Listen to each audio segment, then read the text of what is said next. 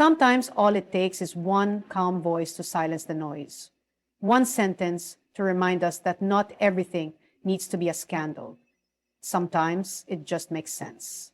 We live in a world where shouting gets attention, where the loudest questions get headlines, and where political tensions often become entertainment. But then, someone like Canadian PM Mark Carney walks in, and instead of raising his voice, he raises the level of discourse. Sometimes clarity is not about knowing all the answers. It's about knowing which noise to ignore. In the world of politics, the loudest voices often get the most attention, but the ones who speak with clarity, they leave an impact that lasts far longer than a headline. Because let's face it, politics today isn't just policy and governance anymore. It has become a battlefield of opinions, a stage of dramats, and sometimes, sadly, a circus of chaos. But amid all this, there are moments when a leader stands still, speaks softly, and shifts the whole atmosphere, not with volume, but with vision. And that's what people are longing for. Not perfection, not popularity, but peace. Peace that comes from someone who knows where they stand and why they're standing there. It's not easy to stay grounded when the world keeps trying to pull you into arguments. It's not easy to keep your heart steady when questions are thrown at you with the hope that you'll slip. But that's the test of real leadership, not in how loud you speak, but in how deeply you see.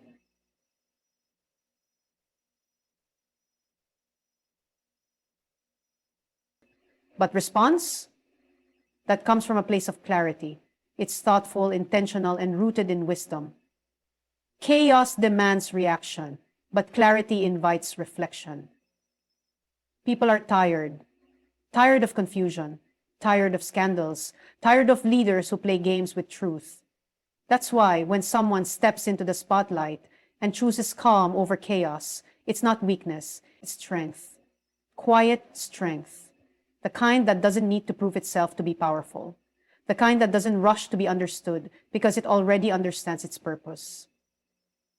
We've seen it again and again, one controversy after another. And with each headline, the pressure builds. Journalists ask the questions, critics raise the doubts, social media fuels the fire. And yet in all of that noise, the real question is, who's actually listening? Who's actually thinking beyond the surface? It's easy to accuse, it's easy to judge, it's easy to twist words, spin stories, and throw shade. But it takes maturity to hold the line, to speak the truth without setting the world on fire, to protect both justice and dignity at the same time. That is clarity. That is leadership.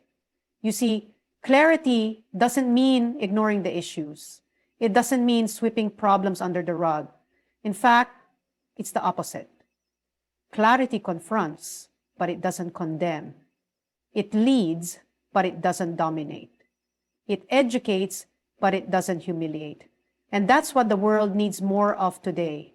Leaders who don't just speak well, but live well. Leaders who can stand firm without raising their voices. Leaders who can say, this is the way forward, even when everyone else is pulling in different directions. There's something powerful about a calm spirit in a chaotic world. It's like a lighthouse in the middle of a storm. It doesn't shout, it simply shines. And that light, it helps others find their way. So maybe the message here is not just about politics. Maybe it's about all of us. In our families, in our work, in our everyday conversations. Are we contributing to the chaos or are we choosing clarity? Are we part of the noise or are we part of the healing? Because the truth is, clarity is not just a leadership trait, it's a life value. It's choosing to listen before we speak, to understand before we judge, to pause before we post. And when we see someone lead with that kind of clarity, even in the heat of pressure, even when all eyes are on them, it reminds us that's what strength really looks like. Not loud, not proud, just clear.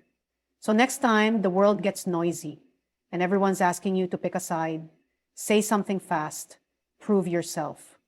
Remember, you don't always have to react. Sometimes the most powerful thing you can do is breathe, think, and choose the peace that clarity brings. Because chaos may get attention, but clarity earns respect. There's something deeply admirable about a person who stays composed when everything around them is falling apart, when questions are thrown like daggers, when pressure is heavy, and when the world expects a reaction, but instead they get peace. A calm, collected, grounded response. That's not just admirable, that's powerful. You see, anyone can talk when things are easy. Anyone can smile when everything is going their way. But true strength is tested not in comfort, but in chaos. When the spotlight gets too hot, when the critics get too loud, when the tension in the room could be cut with a knife, that's when composure becomes your loudest message. Because how you carry yourself under pressure says more than any speech you could prepare. It tells people who you are, what you believe, and whether you're truly standing on something solid or just performing for applause. In life, there are moments when you will be questioned. Not gently, not kindly, but aggressively, sometimes unfairly. And the temptation will always be to fight back, to raise your voice, to prove something. But then there's that small, quiet strength that whispers, you don't need to match the noise. Let your peace speak for you. That's what real composure is. Not the absence of emotion, but the control of it. Not suppressing what you feel, but choosing not to let your emotions lead the conversation. It's looking chaos in the eye and choosing not to blink. It's hearing the attack and choosing not to attack back. Not because you're weak, but because you know your worth is not on trial. People often think that silence is surrender, but sometimes silence is strategy. And sometimes stillness is the greatest show of strength. When you're composed under pressure, it's not about pretending that nothing affects you. It's about knowing that not everything deserves your energy. Not every battle needs to be fought. Not every critic needs to be answered. And isn't that what we're all learning little by little? That we don't have to explain ourselves to everyone? That not all opinions matter? That it's okay to let people misunderstand you if it means protecting your peace? There's something about watching a leader, or anyone really, stand firm while everyone else is trying to provoke a reaction. It teaches us, it calms us. It inspires us to rise above our own impulses. Because the truth is, being composed doesn't mean being passive. It means being powerful in a different way, a deeper way. It's easy to fire back. It's easy to prove your point. But it takes wisdom to know when to speak and when to simply stand. It takes discipline to guard your mouth when your heart is already wounded. And it takes courage to choose grace when pride is begging you to fight. That's the kind of composure that leaves a mark. The kind people remember. Because when the room expected heat, you brought light. When the world expected drama, you brought dignity. This doesn't only apply to public figures or politicians. It applies to all of us, in our homes, in our workplaces, in our daily encounters. Because pressure comes in many forms. It comes through arguments, misunderstandings, harsh words, and unfair moments. But how we respond, that's what defines our character. And the beautiful thing is this: composure is not something you're born with, it's something you grow into. With every trial, every hard conversation, every moment when you chose calm over chaos. You build it, you strengthen it, and over time it becomes your power. So the next time someone tries to pull you into panic, when the questions come fast and the pressure gets high, remember, you don't have to meet them on their level. You can rise above. Let your peace be your power. Let your stillness speak volumes. Because in a world that expects you to break under pressure, nothing is more unexpected and more powerful than composure. There are two kinds of conversations happening in the world. One happens in global conference rooms, over formal handshakes, behind carefully chosen words. The other happens on the streets, in news feeds, in living rooms, filled with personal opinions and passionate emotion. One is called diplomacy, the other is called narrative. And more often than not, they don't sound the same.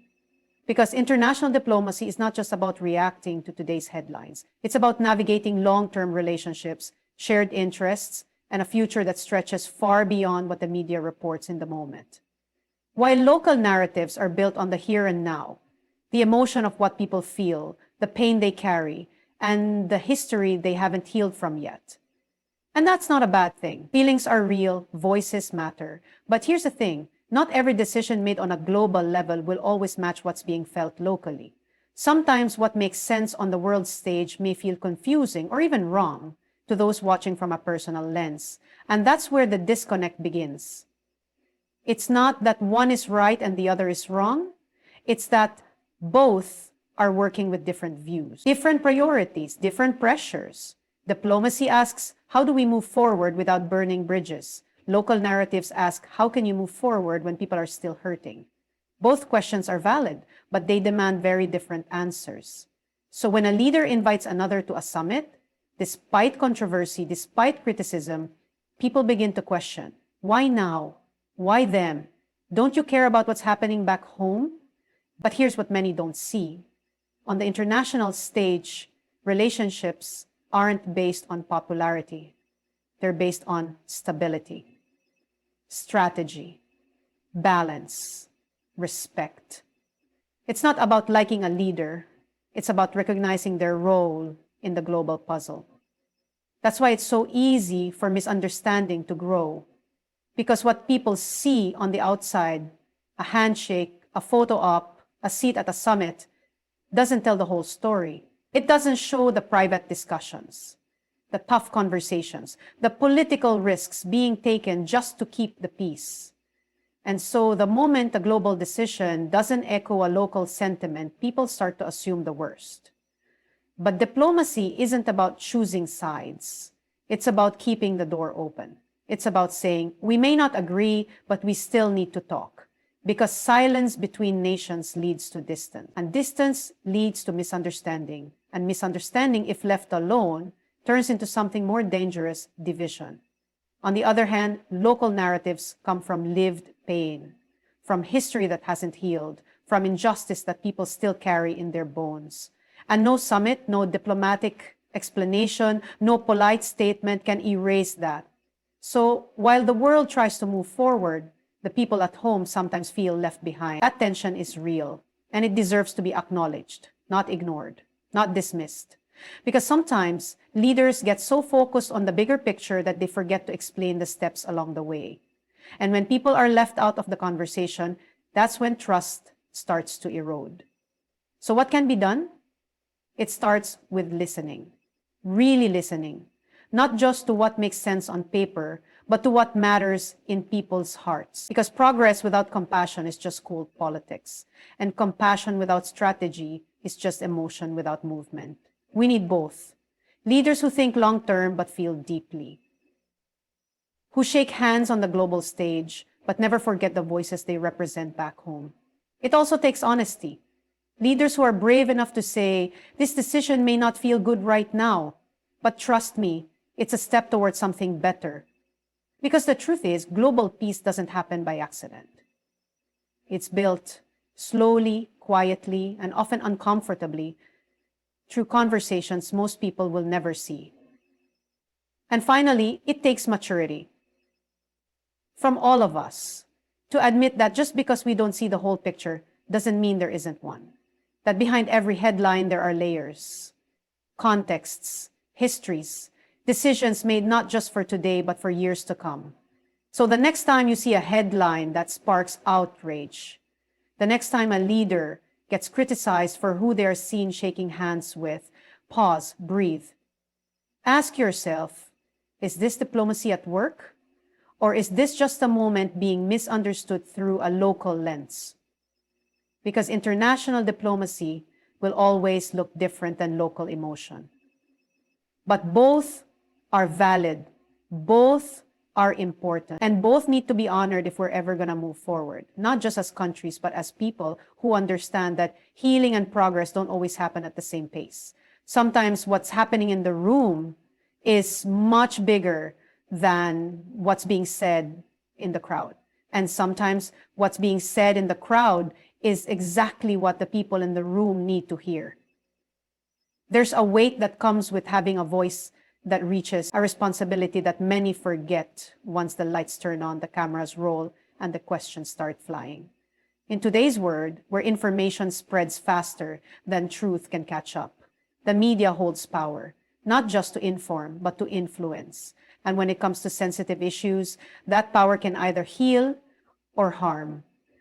Because when you talk about something that affects people's lives, something that touches pain, culture, identity, or history, you don't just report, you carry a story that belongs to someone else.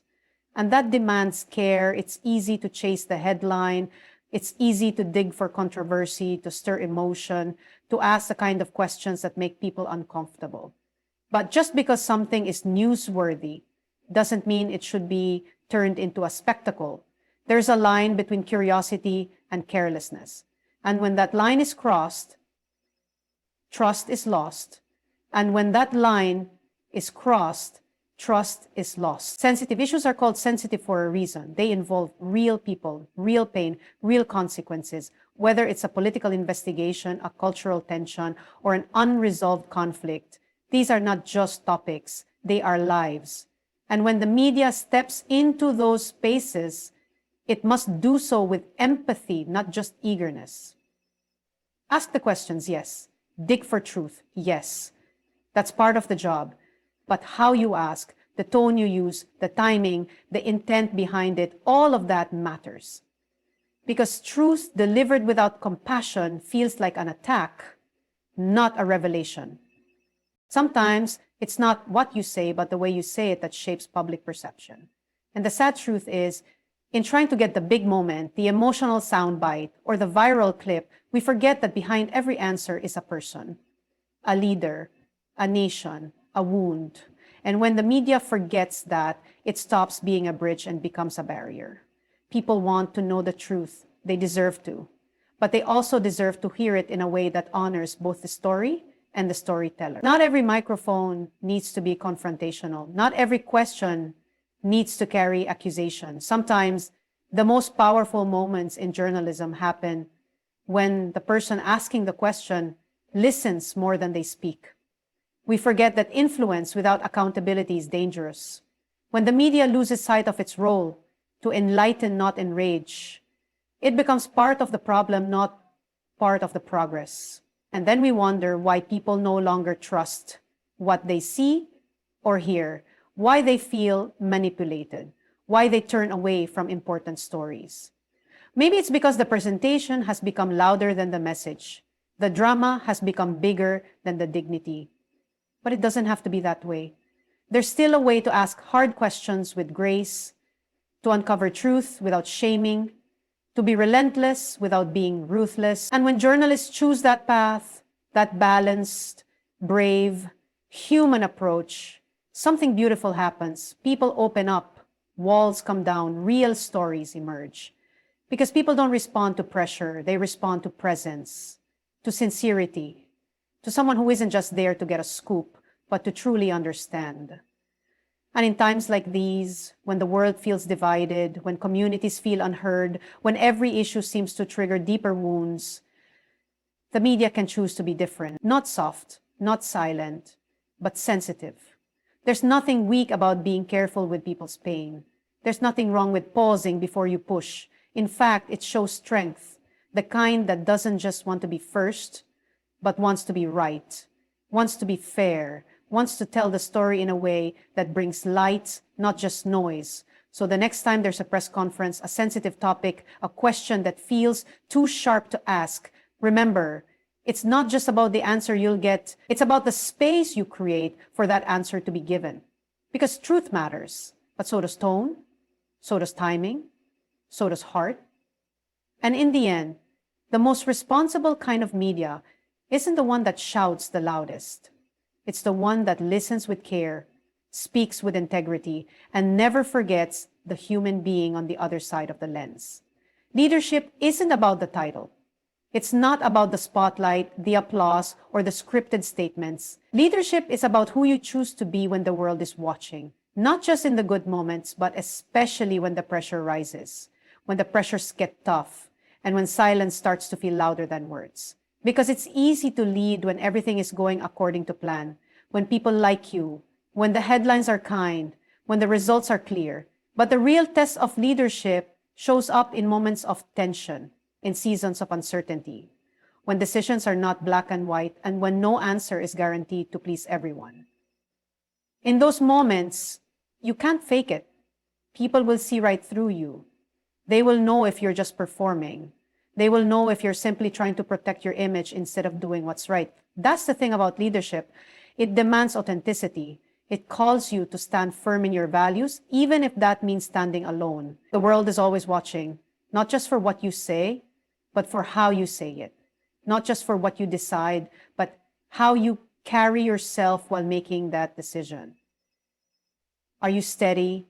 Are you grounded? Do you panic under pressure, or do you pause and think? That's the kind of leadership people remember.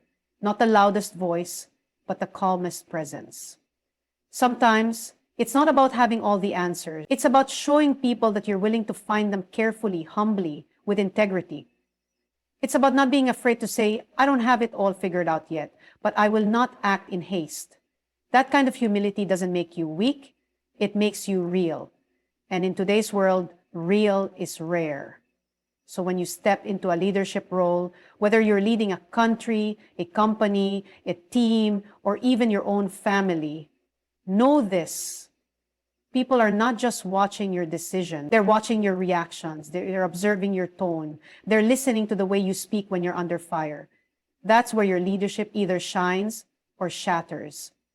People look for someone who can bring clarity in the middle of confusion. Someone who doesn't get swept up in every wave of opinion, but someone who stands like a lighthouse. Consistent, steady, reliable. You don't need to have it all together, but you do need to be centered. Because when a leader stays grounded, the people watching begin to feel safe. They begin to believe that maybe things will be okay. But leadership also means being misunderstood sometimes. It means making calls that people won't always agree with. It means carrying burdens in silence while others judge loudly. That's part of the price. But it's also part of the purpose. Because the goal isn't to be popular. It's to be purposeful. It's to remember that while everyone else might be looking for the next headline, the next viral moment, the next quick answer, you're called to look deeper, to consider the long term, to protect peace even when it means sacrificing praise. Leadership is a calling, not a performance. And you lead best not when you're trying to impress the world, but when you're trying to serve it. When your decisions come from a place of conviction, not convenience.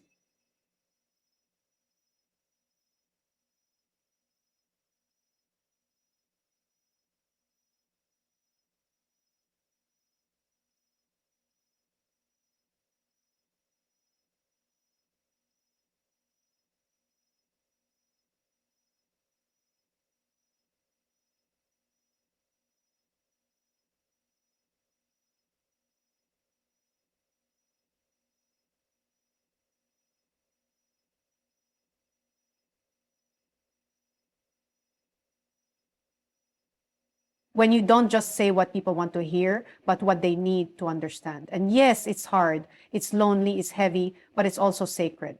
Because in those moments when the world is watching and everything you say or do could be taken out of context, could be misunderstood, could be judged, that's when your character shows. That's when your true leadership is revealed. Not in the speeches, but in the silences between the words. Not in the spotlight, but in the shadows, where no one sees you wrestling with the weight of responsibility. Not in the public applause, but in the private choices you make when integrity costs something. So if you're leading in whatever way, in whatever space, take heart. You don't need to have all the right words, but you do need to lead with the right heart. One that listens, one that learns, and one that one that doesn't react but responds. One that doesn't chase the spotlight but shines a light on what matters most. Because when the world is watching, they don't just need a leader who looks strong. They need a leader who is strong, the kind of strength that comes from patience, wisdom, and truth. And maybe that's the kind of leadership we need more of today. Not louder leaders, but clearer ones. Not perfect leaders, but present ones. Not those who perform, but those who choose to lead. With courage, even when it's hard, even when no one claps, even when the cost is high. That's leadership, not when the world is watching, but because the world is watching. You see, in a world full of noise, where opinions fly faster than facts and where judgment comes quicker than justice, sometimes we need to pause, to listen, to look deeper, to ask ourselves, do we want to be part of the noise or part of the change? Because it's not just about politics, it's about the posture of our hearts when the world gives us a mic. And if there's one thing we can learn from what happened, it's this. Wisdom doesn't need to shout, truth doesn't panic, and sometimes when things are complicated, a little understanding just makes sense.